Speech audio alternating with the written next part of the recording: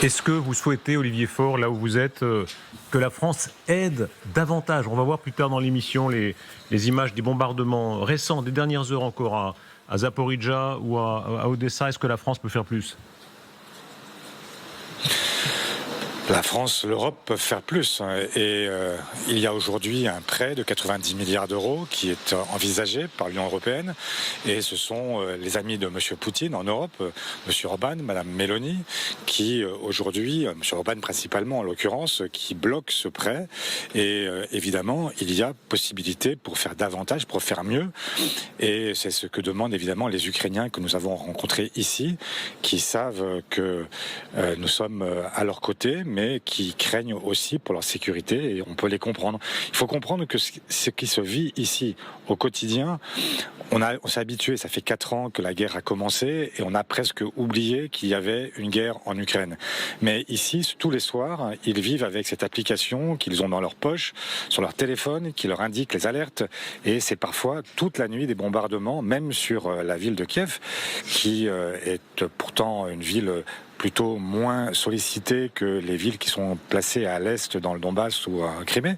Et donc il y a là une forme à la fois de lassitude et en même temps un orgueil, une envie de vivre et on dit une résilience, je ne sais pas si c'est le mot juste, mais en tout cas, c'est une détermination à résister et à continuer à porter le combat face à l'envahisseur russe.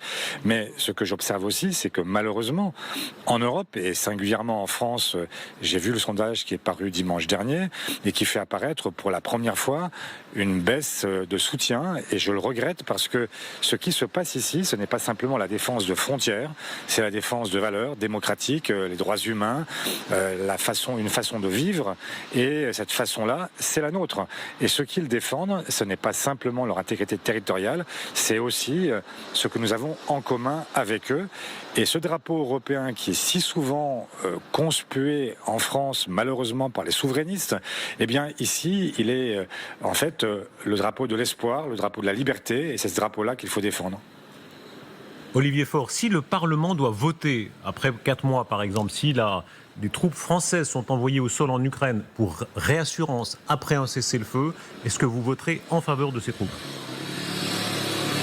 Bien sûr.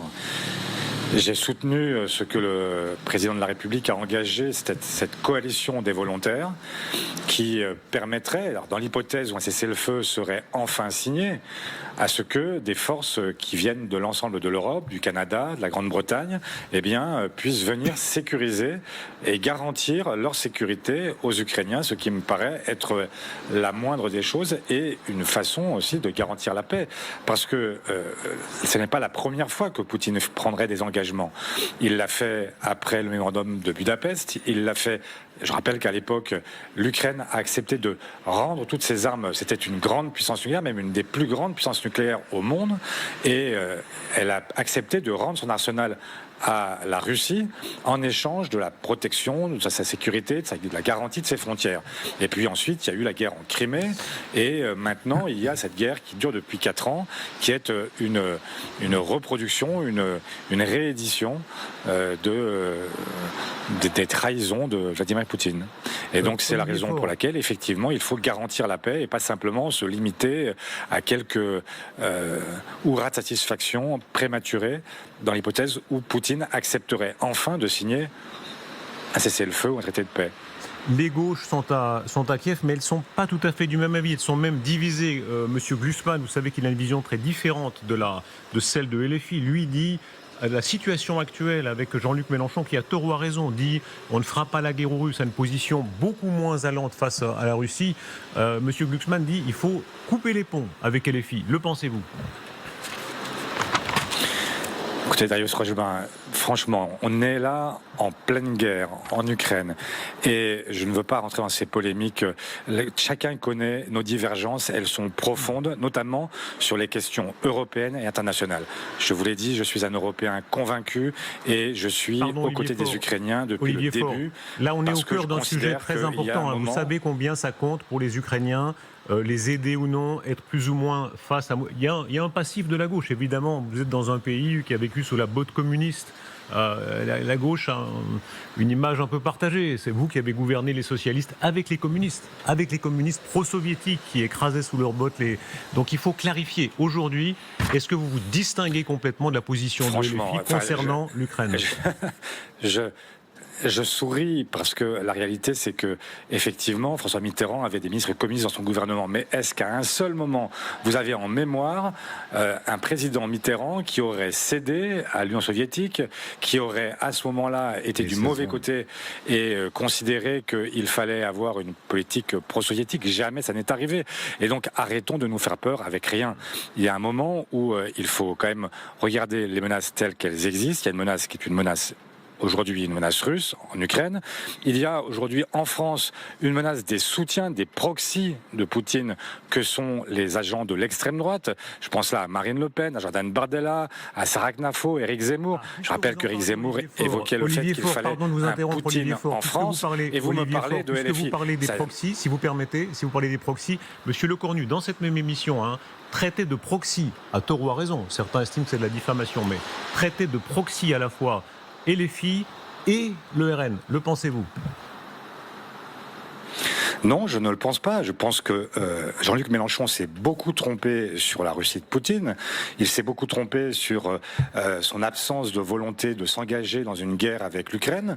Quelques jours encore avant que la guerre ne démarre, il était de ceux qui prétendaient que jamais la Russie n'envahirait l'Ukraine.